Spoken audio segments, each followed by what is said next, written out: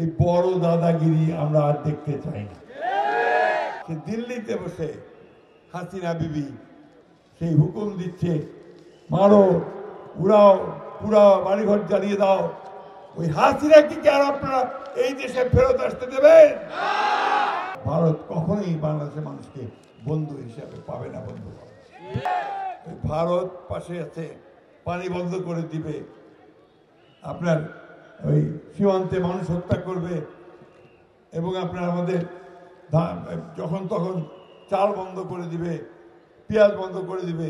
এই বড় দাদাগিরি আমরা আর দেখতে চাই না। আমরা দেখতে চাই যে ভারত আমাদের সঙ্গে সত্যিকার অতি মর্যাদার ভিত্তিতে, সমান মর্যাদার ভিত্তিতে আমাদের সঙ্গে তার সহযোগিতা করবে। অন্যথায় ভারত কখনোই বাংলাদেশের মানুষকে বন্ধু হিসাবে পাবে না। বন্ধু, ওরা আবার সে দিল্লিতে বসে হাসিনা বিবি সেই হুকুম দিচ্ছে, মারো, উড়াও, পুরাও, বাড়িঘর জ্বালিয়ে দাও। ওই হাসিনা কি আর আপনারা এই দেশে ফেরত আসতে দেবেন? বন্ধুগণ, তার বিরুদ্ধে হত্যা মামলা শুরু হয়েছে, রায় হবে 17 তারিখ। এই 17 তারিখের রায় হবে। তারা পরিকল্পনা করছে যে এখানে তারা আবার কিছু গোলযোগ সৃষ্টি করতে চাইবে।